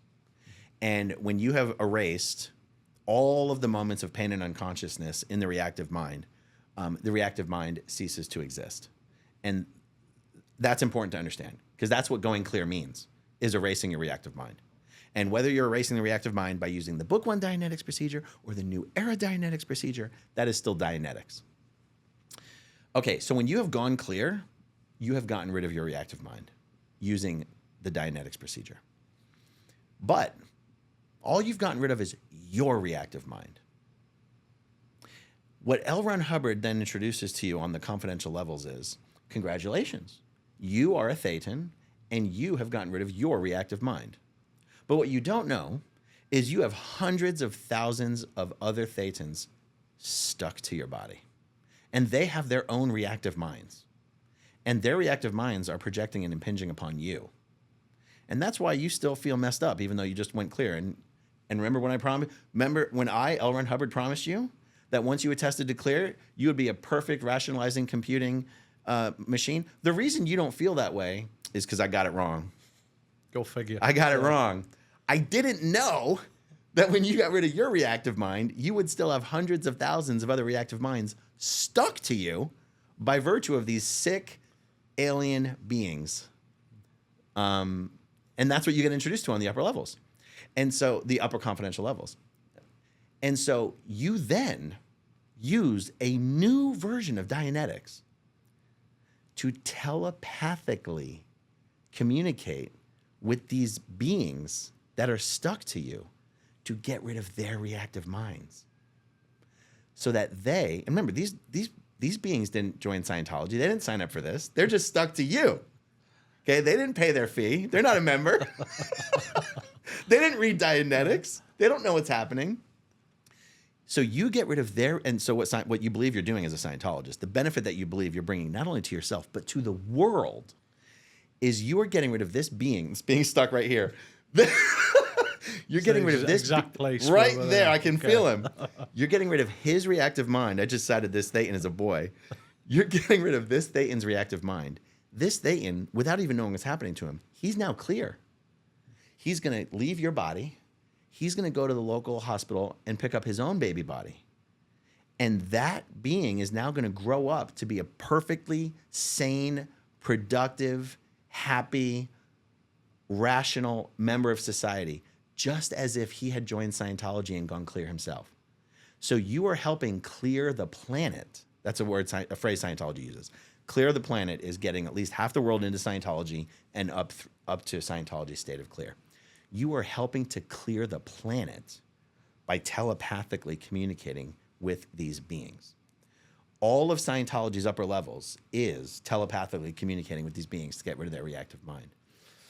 And this is yet another example of, it's going to sound like making it up as you go along, right? So on OT3, OT1 and 2, you're just sort of getting used to telepathically talking to these beings. Or you're getting used to using this e-meter on yourself. Because up until then, someone else is using the e-meter on you. But on these upper levels, you're using the e-meter on yourself. Okay? So OT1 and 2, you're practicing doing that. OT3, you find out about body Thetans. You find about Xenu, the Galactic Confederacy, the volcanoes, the hydrogen bombs, everything you saw in South Park. That's what you learn on OT3. That's totally real. That's accurate Scientology OT3 information. On OT3, that's when you first start telepathically getting rid of all these guys. When you finish OT3, you say, I've gotten rid of them all.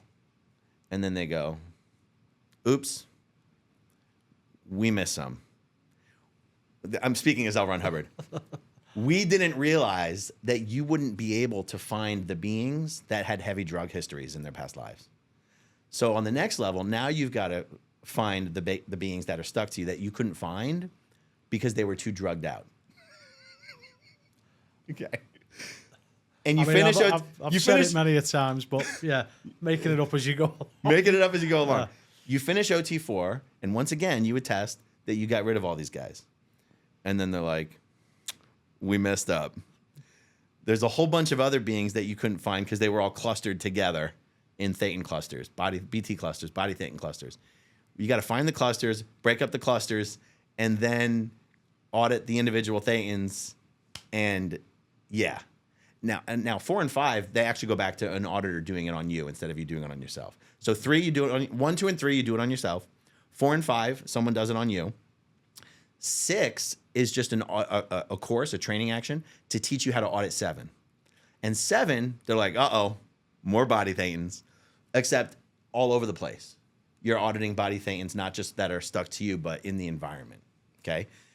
Scientologists audit OT7 6 times a day, 365 days a year for 5 to 10 years.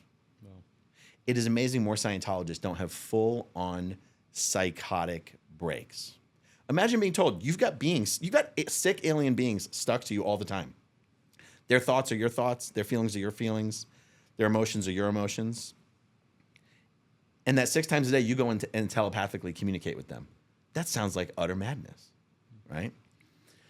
Okay, when you finish 7, once again, you're like, I have no more body Thetans, and I've gotten rid of the ones in my area. And then you get to OT8, and this is the last OT level. On OT8, you find out that all of the past life memories, almost all of the past life memories you have dealt with in your auditing sessions throughout all of your time in Scientology, those weren't your memories.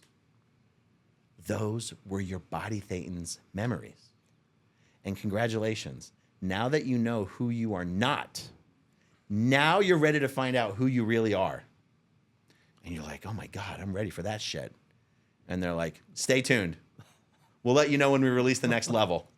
And that was 45 years ago. Scientologists have been waiting for the next OT level since 1988. I mean, I'm laughing, and I don't want to sound like I'm being disrespectful. It's okay to be disrespectful. But, I mean, so I can get on board to a degree. I mean, I'm laughing, and I was in this for 30 years. Yeah, I was in it for 30 years. But I mean, I can sort of subscribe to it at a very, very small level before you go clear, before the operating Thetan stages come along, because yeah, okay, it's a bit quirky, it's self-help, you've got to pay money for it, that's your money you're choosing to pay. If you're benefiting from it, fantastic. But then when you start getting to the operating Thetans and you're being told that there's things on you, obviously the Xenu story, that part of it just goes from self-help to absolute madness, in my humble opinion. I think this is why Scientology is not succeeding as an operation, as an organization. It's not succeeding as a cult. Because even its most diehard members, in my opinion, a large percentage of them, they're going through these levels because they want to believe. They want to believe, man. They've been sold this story, the prison planet story, the superpowers that Scientology is going to give you. They don't want to believe that they've been being lied to this whole time. And they hang in there for as long as they can. And most of them leave. Most of them leave. And that's why Scientology is shrinking so rapidly. I would even argue, to be absolutely as fair as possible to Scientology, that everything up to achieving the state of clear yourself has the potential to feel very therapeutic, to feel like it's giving you tools for life, to feel like it's some sort of self-reflection. You feel like you're understanding yourself better. You're becoming more and more yourself. When people really want to know, how do people stay in Scientology? It's because that bottom half of the bridge can feel very good and real and helpful. But I agree. Once you start talking about you've got hundreds of thousands of beings stuck to you and you've got to telepathically communicate with them and all, well, that's where you're like, I thought you said this wasn't a religion. I thought this was just everything else up until here sounded great. And that's why, you know, even I'm going to bring up Leah Remini because she's probably the most well-known ex-Scientologist. She was also raised in Scientology from the age of a child. When she got to OT3, she was furious. She's like, what is this shit? Are you kidding me? This is what I've been being told about my whole life. And I think most Scientologists will tell you that when they read it for the first time, they are some mixture of confused and upset and angry. No one reads the Bible and gets angry. It's a difference between there's a lot of major differences between Scientology and real religions. Real religions don't lie to you about what they believe. You can read the Bible or the Quran on day one. You can take it home. There's no secrets. And I forgot what I was responding to, but no, it's I think I was trying to jump in there. I think it was. Look, it's easy to discredit and laugh about the Xenu story, which we'll get into in a moment. But like you've just hit the nail on the head there, Aaron. Is people have invested a lot of time, a lot of money, basically their lives to Scientology, to the church or the org. They get to that OT3 level, they hear that origin story. It must be heart-wrenching to hear that and just think, I mean, especially if you've not of that ilk where you can subscribe to something like that. I know I couldn't. And then it's just, what was it all worth it? Was this whole thing that we've been doing? And I'm not surprised so many people become ex-Scientologists as a result of that. That's right. Going on to the origin story, we've got to cover that. So how for those who don't know, in fact, do you know what? Do you want to articulate the story? You're talking about OT3. OT3, yeah. So one thing that's interesting about this story, or people who think it is Scientology's origin story, is that it's not Scientology's origin of life on Earth story. It's the origin story of how did we all get to be so messed up as people, as a race, as a species, as a civilization. Why is Earth such a hell? Why are people so destructive? Why is there war? Why is there insanity? the OT3 story is the origin of how Earth got to be such a hellhole. But it's not the origin. It's not Scientology's origin story the way people normally consider an origin story of like, how did life originate? Because Scientologists actually do believe in evolution. Okay. They just don't believe that we are our bodies. So who cares how the human body evolved, right? Anyway, okay. So, and it's where did all the body Thetans come from? It's the origin story of where did all the body Thetans come from that are stuck to you. So what had happened, according to L. Ron Hubbard, was that about 76 million years ago in the Galactic Confederacy, the dictator, the ruler of the Galactic Confederacy was a fellow named Xenu. Believe it or not, still owes me $50. Okay? Xenu decided he had a population problem. His planets were overpopulated. And this story shows you how much L. Ron Hubbard hated the IRS. So he had Xenu had an overpopulation problem. He's like, we got to get rid of half of these people. He's like, I know how to do it. Call them all in for tax audits. Send them all audit notifications. They're being audited, okay? And then they come in, and when they show up for their tax audits, we're going to flash freeze them in glycol. And we're going to load them up in space planes that look just like DC-8s. The specifics. The specifics, right? We're going to load them up in space planes, and we're going to fly them to Tigiak, which is what they called Earth back then. Don't ask me how I know that. We're going to fly them to Tigiak, or Tigiak. We're going to drop all these frozen mofos in these volcanoes, which, by the way, 76 million years ago, those volcanoes didn't exist on Earth. But don't tell L. Ron Hubbard that, okay? We're going to drop all these guys in volcanoes, and we're going to put hydrogen bombs all around the volcanoes, and we're going to blow these suckers up. By the way, if he blew the volcanoes up with hydrogen bombs, how could the volcanoes still be there? Okay, because part of the process when you're getting rid of these beings and you're talking to them telepathically is you isolate which volcano they got blown up in, and you use a map of the volcanoes on Earth to isolate this. So these volcanoes are important.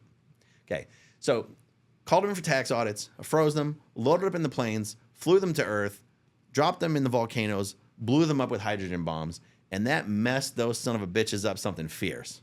And for the last 76 million years, these beings are just floating all around Earth. They got no idea where they are. They don't know what happened. They're confused. They're sick. They're disoriented. They don't know who they are. They don't know what they are. They don't know where they are. But they have this moment of pain and unconsciousness, which he calls an engram. And he says this is an engram that all of these beings have in common. And by the way, that's the difference between a Thetan and a body Thetan. Me and you, we didn't get messed up in those. That's why we're sane enough and aware enough to have our own bodies. Okay. We're not body Thetans. We're Thetans. Body Thetans is what's stuck to us. So the OT3 story, the Xenu story, the volcano story, that's the origin story of where all the body Thetans came from. Now, I was in Scientology a long time. I don't remember LRH explaining how we got here to Earth. I don't know where the new Thetans came from. But every now and then he will talk about beings more recently arrived to Earth. He just doesn't explain how we got here. If this was supposed to be a prison planet, how did we get here? He does make some reference to, them just rounding up the troublemakers and sending them here, but he doesn't go into detail about that. I guess suffice it to say, after all these beings got blown up in the volcanoes, other beings were apparently regularly being shipped to Earth, but they got spared the volcano treatment. And I guess that's who we are. Yeah.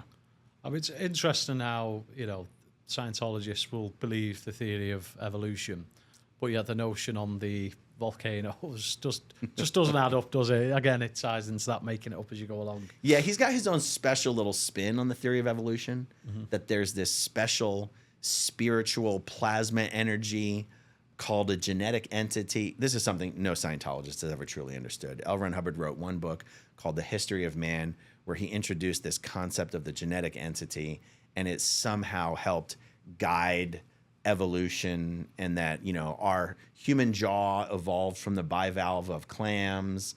Like, he does believe in evolution, but he put his own weird spin on it. Like I mentioned before, like, this guy can't tell you any story, even about something that really happened, without just telling you fantastic spin and lies about it. Yeah.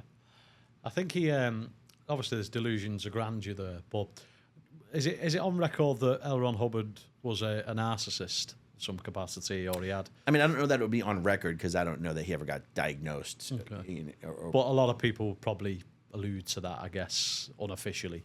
I mean, I certainly would just off my I don't know the findings. criteria for diagnosis, but clearly a megalomania, right? Yeah, Delusions of definitely. grandeur, megalomania, whatever it would be. I mean, so he thought, he did say he was the reincarnation of Buddha. Okay. That Buddha, in his lifetime as Buddha, he was trying to create this state of enlightenment. I think it's called Bodhi. And he was very embarrassed to learn that after he finished his lifetime as Buddha, that state was only temporary. Oops. The first time he's like, I messed up. And he goes, I had to reincarnate in this lifetime as L. Ron Hubbard to finish the research that I started as Gautama Siddhartha, who I guess was Buddha. And I created Dianetics and Scientology to bring about a permanent state of enlightenment, which he said was the state of clear. So I finished my work that I started as Buddha. And then it just, but then again, he had to be like, oops, I messed up. You're clear, but the thousands of beings that are stuck to you aren't. I forgot what I was responding to. No, but I asked if he was a narcissist. Oh, yeah. Oh, I was piggybacking on the idea of him being delusions of grandeur and megalomania is he was always pretty consistent in saying he was not a god, he was not anything other than a man, but he was Buddha. And I don't, because I'm not a religious scholar. Did Buddha claim to be a god? I don't know. I mean, yeah, I'm no expert on Buddhism, but if you're saying that there's no gods, no deities, but then claiming to have been one in some capacity, then. But do Buddhists consider Buddha to be a god? I don't know if they would class it as him being a god. I'm sure the comment section will help us out on that. Let us know, but folks. Either way, Buddha's considered a spiritual figure, a leader within their faith. So to make the comparison for L. Ron Hubbard to make that comparison, despite saying, there's no such thing as gods, there's no, don't believe in them, again ties into the contradiction, I guess. True. Okay, we've touched on sort of L. Ron Hubbard's, his megalomaniac. David Miscavige. Yeah. What can you, from what I can garner, from what I've read, I know he's only ever done that one TV interview, which I thought was atrocious. He doesn't seem to be a particularly friendly fellow. The stories you hear of him having quite quick to temper, assertive, aggressive. He seems to be your typical example of absolute power corrupting, absolutely. Because he does have absolute, complete, undisputed dictatorial control and power over Scientology. He's dismantled the entire international management structure. He's removed all publicly known executives from their positions. He controls all the purse strings. His word is final and absolute. And he's just a horrifically abusive and controlling person. And I think that is also part of the reason why Scientology is failing. Yeah, and it's also part of the Scientology myth that L. Ron Hubbard selected him to be, to take over for him, which is actually not true. I was going to say, because he'll have been, I mean, how old is he now, roughly? 65. 65. So he must have, when LRH passed away, he was pretty young, wasn't he, when he did that sort of speech? Yeah. How come he was next in line? He wasn't. Or how come he was perceived to be next in line? He wasn't. At such a young... Okay. Do you want to unpack that? But the question would be then, how did he end up taking over? Yeah, exactly. It's an amazing story. I want to hear it. So when L. Ron Hubbard went off into seclusion, there was only like 2, 3, 4, 5 people who had anything to do with him the last 6 years of his life, or were allowed to know where he was. Because, of course, he went into... Total exile, seclusion. Didn't he? Yeah. David Miscavige was not one of the people who knew where L. Ron Hubbard was ever for the last 6 years of his life. This is sort of where David Miscavige got his power, is because since he wasn't one of the people who was with L. Ron Hubbard, there was no one left over here running the show. So he sort of ended up in a position of authority because he was tasked with the job of getting rid of all of the legal threats against L. Ron Hubbard so that L. Ron Hubbard could come out of seclusion. But that sort of gave him complete control. Like, he had the authority to do whatever he wanted to accomplish that task. Now, he never did accomplish that task, But because LRH, I'm just calling him LRH, because he was in seclusion the last 6 years of his life, his two most trusted people that were with him was a married couple named Pat Broeker and Annie Broeker. Annie Broeker passed away from cancer a number of years ago. Pat Broeker's still alive. He's still out there. Pat Broeker and Annie Broeker were the two people who were supposed to take over, not take over Scientology, but take over the transition from L. Ron Hubbard being in control of everything to a network of high-level trusted managers over various echelons being in control of something. No one person was ever supposed to take over control of Scientology. There was never supposed to be a successor to L. Ron Hubbard. And even Scientologists who understand Scientology and its principles would understand, yeah, of course, L. Ron Hubbard never replaced himself with one person. He usually replaced himself with 12 people. And so how David Miscavige ended up taking control is because when L. Ron Hubbard died, Pat and Annie Broeker were the ones in possession of everything he left behind. That was supposed to include the upper, confidential, unreleased OT levels. And Pat claimed to have them. So for a number of years, maybe only 1 or 2 years, Pat Broeker retained ultimate control. But Pat Broeker wasn't interested in running Scientology. For the last 6 years of L. Ron Hubbard's life, Pat Broeker had become a horseman. You know, he had a horse ranch. He had these prized horses. He wanted to be a horseman. He didn't want to go run Scientology. But he didn't want to give up power. He didn't want to give up control. David Miscavige orchestrated a coup. David Miscavige at this point also didn't know that there were no OT levels. David Miscavige himself believed what everyone had been told, that L. Ron Hubbard developed these upper powerful secret levels and they were ready to be released. Okay, at one point, Pat Broeker was out of town. David Miscavige knew the location of the property that Pat Broeker allegedly had all of these secret materials.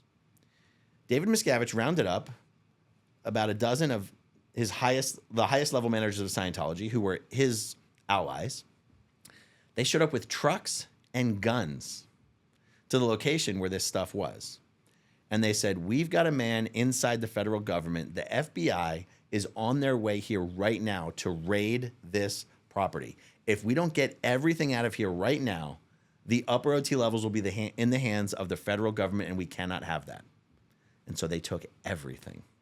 They transported it to another location, and they went through everything.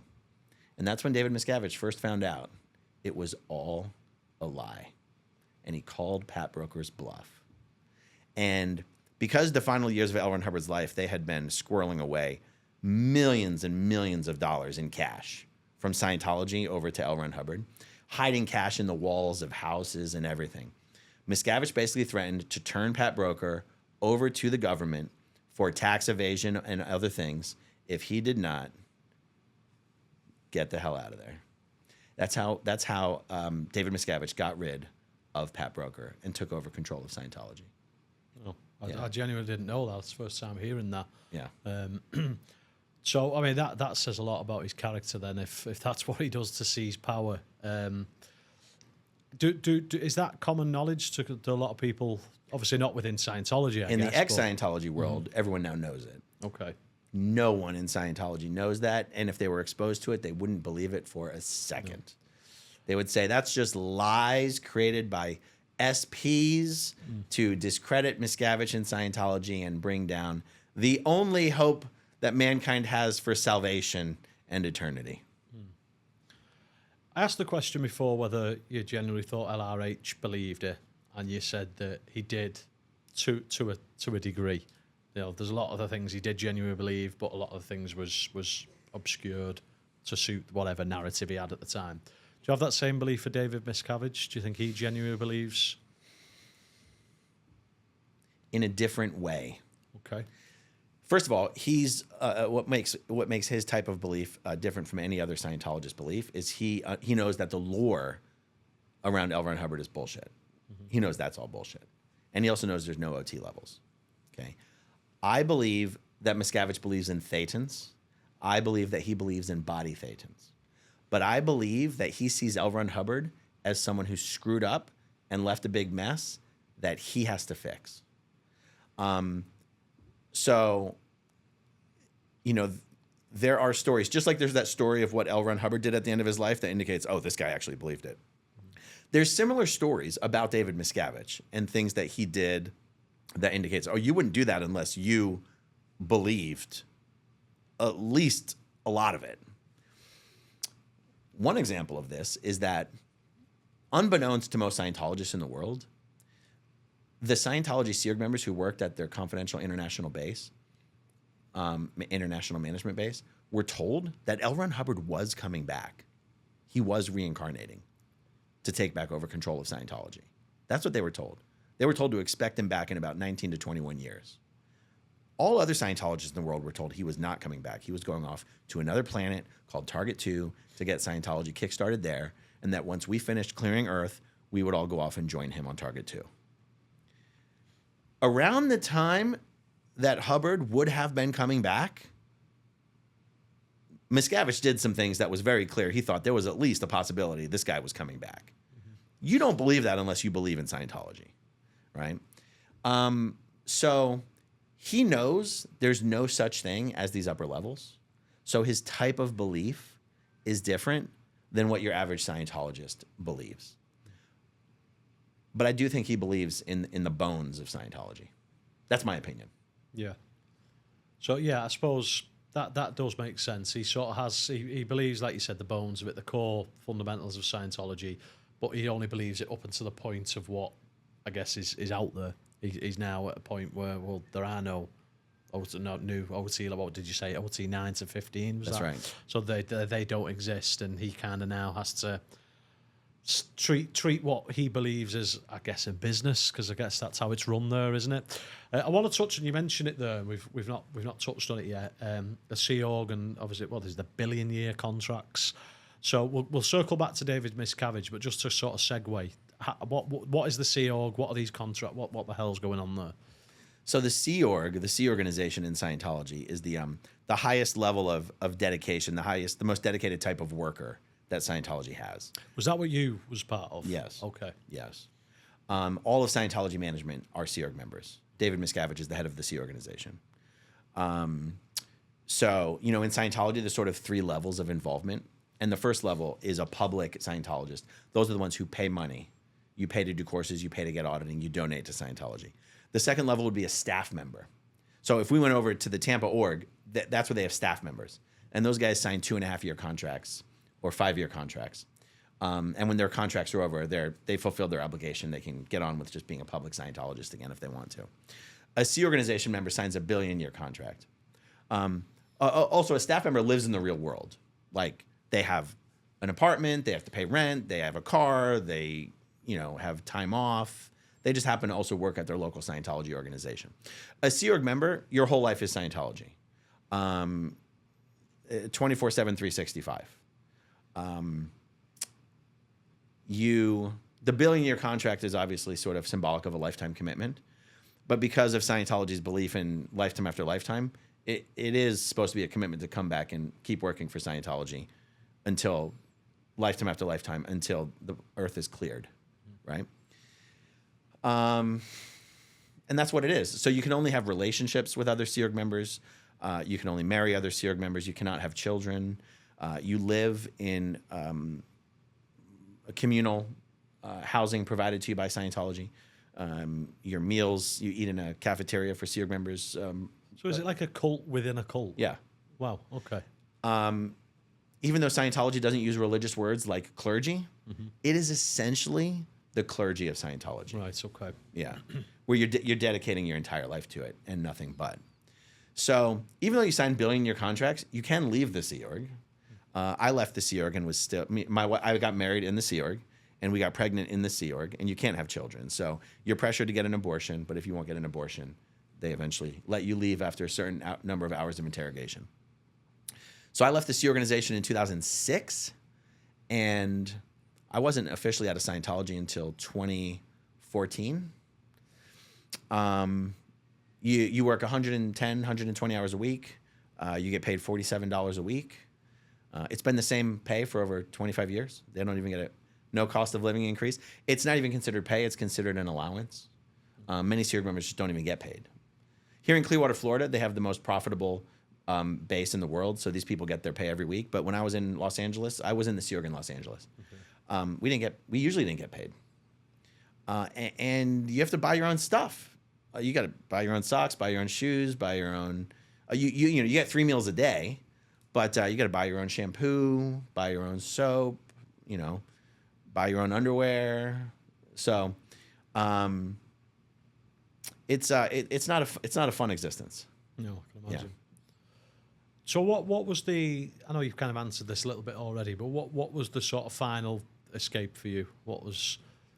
It wasn't quite as clear cut as that for me. Okay. It was a series of steps, but I'll say the first major crack in the dam for me was actually after I left the Sea Organization. Because when I left the Sea Org, I was still a Scientologist.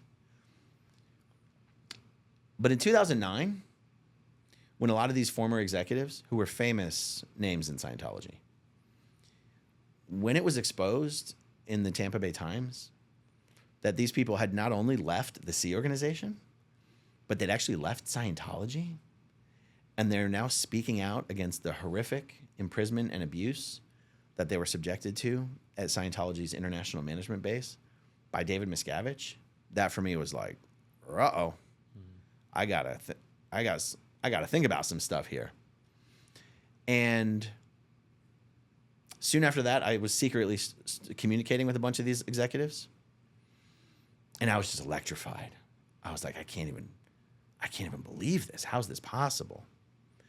Because my whole time working in Scientology, I always thought that however crappy it was working down here, it would get better and better and better the closer you got to David Miscavige. Mm-hmm.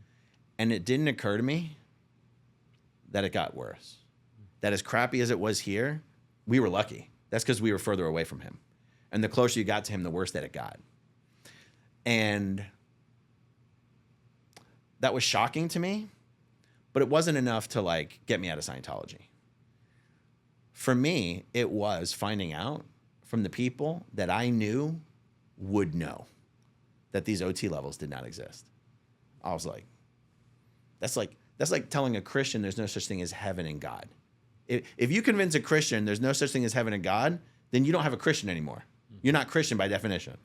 So for me, finding out there's no upper OT levels, which means there's no such thing as full operating Thetan, that's what Scientology is supposed to be there for. Scientology is not supposed to be here to help people communicate better or to get rid of their reactive minds. It's supposed to be here to achieve full operating Thetan, which is like our native godlike power from 60 trillion years ago, where you don't even exist in the physical universe. And so for me, when I found that out, it wasn't even like a crisis moment for me. It was almost like, huh? There's no such thing as the OT levels? Oh, I wish I knew that 20 years ago. I'm done. That's it. I didn't have some weird existential, oh, what do I believe? Who am I? I didn't have that. I was like, for me, because I got in so young as a child, I was a child worker. For me, Scientology was just about the job that I was doing. Like I said, I spent so much time working for Scientology, I didn't really do the bridge. For me, Scientology was a job that I was tasked with as a child. I was like, oh, I'll stop worrying about this now. And so that would have been sometime around maybe 2010, 2011. So, but even when I washed my hands of thinking or feeling like I was a Scientologist or caring about my future in Scientology, this is where things get really insidious. I'd been in Scientology all my life. My family were Scientology. My wife's family was Scientologists. All my kids' friends were Scientologists. I worked for a Scientologist. My wife worked for a Scientologist. All my wife's siblings and nieces and nephews were Scientologists. So no longer believing in Scientology is not the same thing as leaving Scientology. And even though I no longer believed, I didn't want to leave. I didn't want to be kicked out. I didn't want to be declared a suppressive person, because that meant I would lose everyone I knew, much less my employment, and realize I didn't go to school. I don't have I don't have a high school diploma. I didn't finish middle school. And so I basically, for a number of years, lived in sort of this state of delusion that I was going to be able to continue to exist in this Scientology ecosystem for the rest of my life, and everything was just going to be fine. When reality would have indicated everything was not going to be fine. And so, things came crumbling down over time, and families destroyed. Yeah, no, I appreciate that. So, yeah, so you've obviously, I totally get it, because let's say, for instance, it's a little bit different. You was essentially born into it. You joined as a child, or what's the terminology? You was kind of placed into Scientology, raised in it. There we go. Whereas if someone who maybe had lived a couple of years, got to adulthood, then joined, chances are they're going to have people connections on the outside world of Scientology. That was your life. That was literally all you had. Right. So how was that sort of? And if you don't want to unpack too much, that's perfectly. I respect your wishes. But how was kind of like assimilating to not being a Scientologist when you finally, because you mentioned that you was going to live in that ecosystem. Yeah. But sooner or later, obviously, you must have. But you're here chatting to me now, Yeah. so. I was fortunate that in the years that I was in Scientology, I also did have a lot of involvement with the real world. Okay. Working at a Scientology organization, you do not make enough money to support yourself. So even, I'm trying to think, how old was I when I went out and got my first real job? 17 or 18 years old. It was the first time I went out and got my first real job in the real world.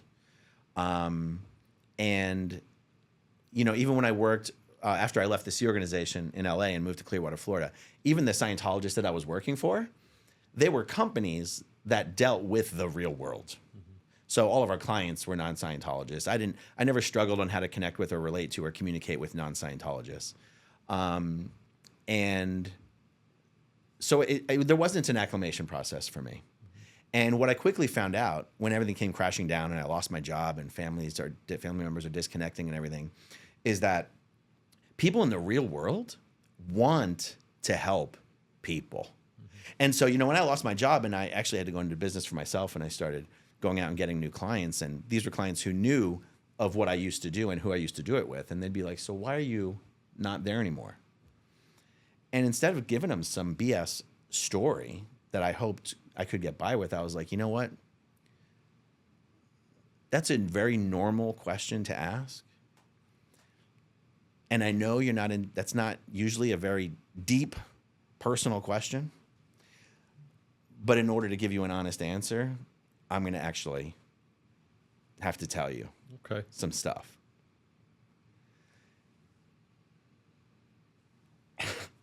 So take your time, man. I'm only getting a little emotional because I know there's Scientologists who are afraid to leave. And they're afraid that if they leave Scientology, they won't be able to make it in the world. And the truth is, what I was surprised with was the compassion and the understanding and the desire and the willingness of people in the real world to help people who are leaving Scientology. And it was just really touching. And, without that compassion on behalf of others,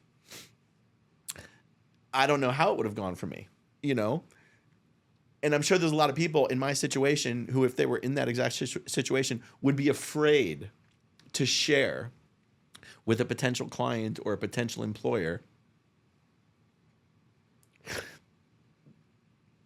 the hell that they were going through because of leaving Scientology and losing jobs and losing family members and losing income and everything. But what I found was, by just sharing the information with them and being real with them, one for one, the response was, you're doing the right thing by leaving this cult. And we're going to give you a shot. Because, it's like, I got no high school diploma. I was like 34 years old at that time. And, being willing and able to be honest with people about why it is you are now at this position in your life where you're having to do whatever this is, whether it's interview for this job or start this new business or whatever. People want to help. And people want to help people leave Scientology. And people can recognize good people. And people appreciate honesty, and people appreciate hard work, and people appreciate standing on principle. And if that principle is, I'd rather start over than continuing to exist in this controlling cult,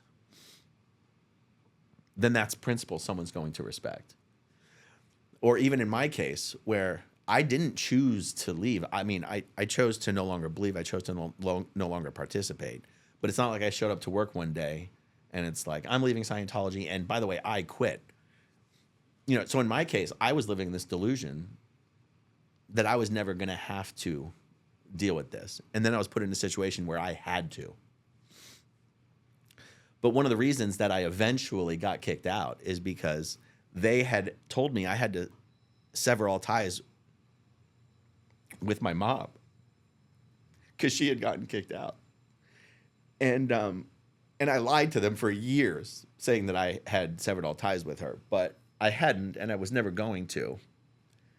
And I had 3 young daughters. I mean, I have 3 daughters, but back then they were much younger. And they were way too young to explain to them, oh, hey, you know, your grandma's a suppressive person and you're not allowed to talk to her, but we're going to have you see her anyway, but you can't tell anyone. Like, we weren't going to tell our young daughters that. Scientologists all spy on each other all the time and report each other to the church, to Scientology. And so because I was still seeing my mom, because my daughters were still seeing my mom, my wife was like, no, I'm not going to see her. Eventually, Scientologists kept finding out that we were not going to disconnect from her. And so that was one of the reasons they finally kicked me out. And so when I explained that to potential employers or potential clients, they're like, holy shit, dude. They're like, we're going to give you a shot. And once someone's willing to give you a shot, it's up to you to make something of that shot. Fortunately for me, I was able to do that. So things worked out well for me. You know, professionally speaking and financially speaking. Leaving Scientology was not devastating to me professionally and financially. But for many, it is. Mm-hmm. And that's why, you know, I run a foundation called the SPTV Foundation. SP for suppressive person, and TV because of everything I do on YouTube. And that foundation exists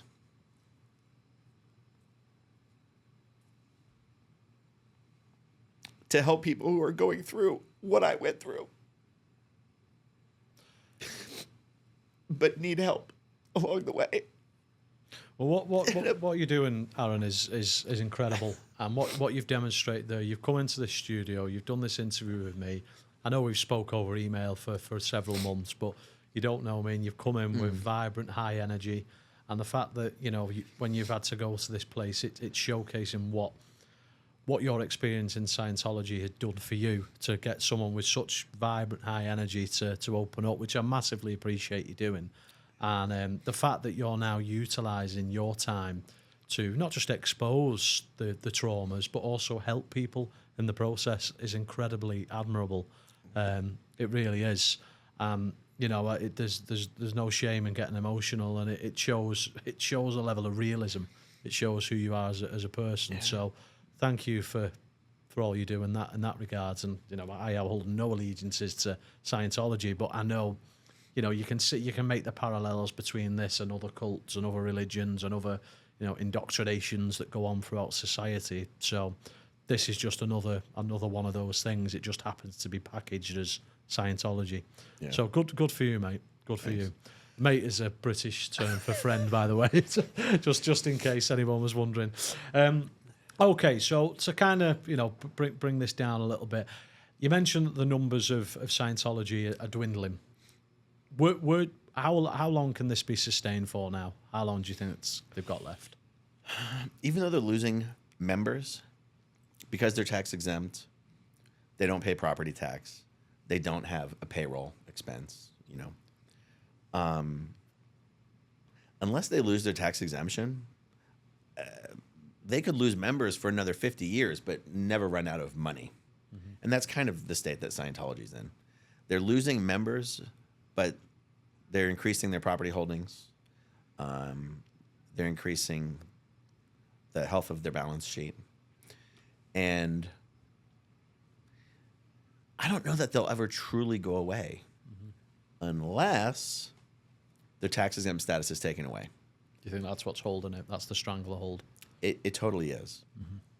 Because if these guys had to pay property tax, I don't think they make enough cash flow from operations to even cover their property tax bills. It's the fact that they don't have property tax bills, and they don't pay income tax, and they don't have a payroll expense. So that's sustained. They could lose members forever. They're not going to lose money. Literally just David Miscavige on his own and still be going. Aaron, I'm just conscious we're coming to close your time now. Look, I've enjoyed speaking to you. It's been great. I've loved the fact that you've been so articulate, intelligent, vibrant, energetic, and you've opened up as well, which massive respect to you in that regard, man. Seriously. And it's kind of, it's all well and good me going down rabbit holes on the internet and researching this, but to actually be able to sit and chat with someone who's lived and breathed it, and now you've answered a lot of questions for me, and I'm sure in turn the listeners as well. We ask all our guests this final question, but before I get to that, actually, how can people, obviously all your stuff will be in the description anyway, but have you got a preferred way for people to get in touch with you or support what you do? Main operations is just the YouTube channel, Growing Up in Scientology. Anybody can reach me at growingupinscientology at gmail.com. And then, of course, I always like to promote the SPTV Foundation, which is the sptvfoundation.org. Okay, and as I say, all of those things will be in the description. So the last question is, we ask all our guests, what does challenge mean to them? So I'll ask you, what does challenge mean to Aaron Smith-Levin? What does challenge mean? Challenge is what comes before success. Okay. Are you summarising it as that? Do you want to unpack it? That's probably the shortest but most certainly poignant point anyone's ever answered that. Aaron, it's been a pleasure speaking to you, buddy. Thank you. Guess we're going to go look at this church or org, as it's called. Let's go take a look. But no, it's been a pleasure, man. Thank you so much for coming down. I've been Dianetics. This has, of course, been Aaron Smith-Levin, and you've been listening to the Hodge-Cast. Take it easy.